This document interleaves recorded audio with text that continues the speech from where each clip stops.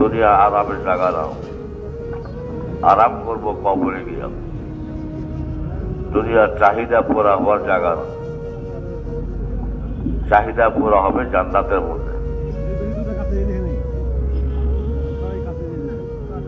ওই আখিরাতের তৈরির জন্য দুনিয়ার আরামকে কুরবানি করতে হবে, ঘুমকে কুরবানি করতে হবে, খানা পিনা কুরবানি করতে হবে। আরাম করতে পারেন নাই, নাস্তা করতে পারেন নাই,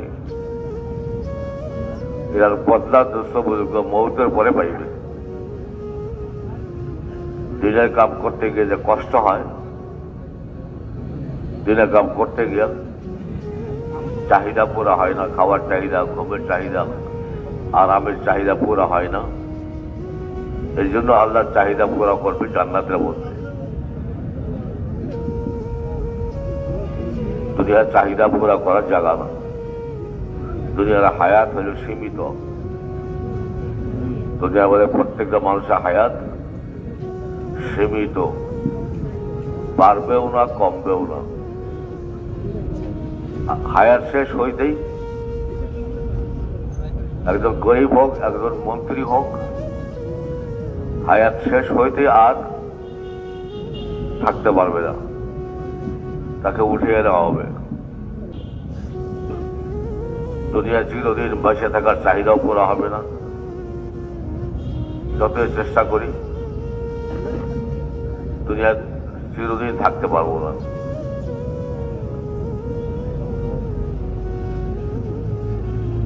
দুনিয়ার মধ্যে যৌবনকালের চাহিদা এটাও পুরা হবে না। আস্তে আস্তে বৃদ্ধকাল ঘেরাও করে নেবে। দাড়ি পাকতে থাকবে, কানে কম শুনবে, চোখে কম দেখবে। আস্তে আস্তে যৌবনকাল শেষ হয়ে যাবে। দুনিয়ার মধ্যে চিরদিন সুস্থ থাকবে, তাও পারবে না।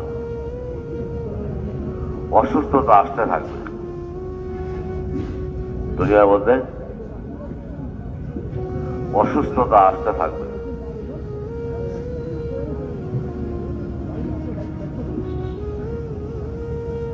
যতই চেষ্টা করুক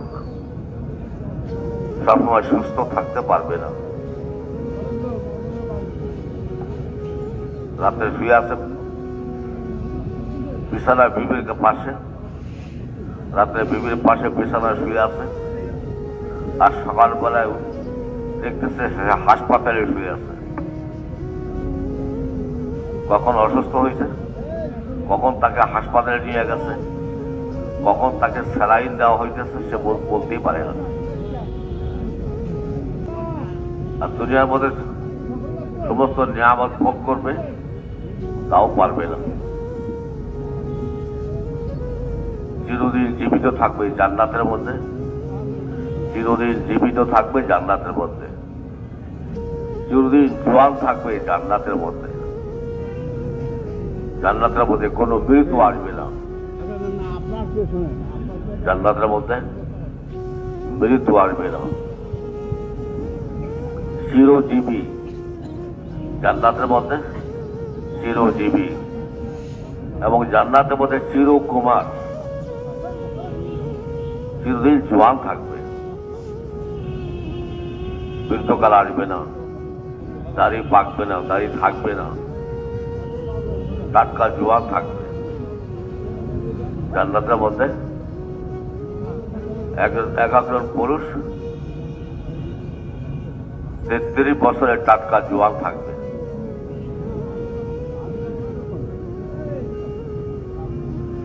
যৌবনকাল জান্নাতের মধ্যে।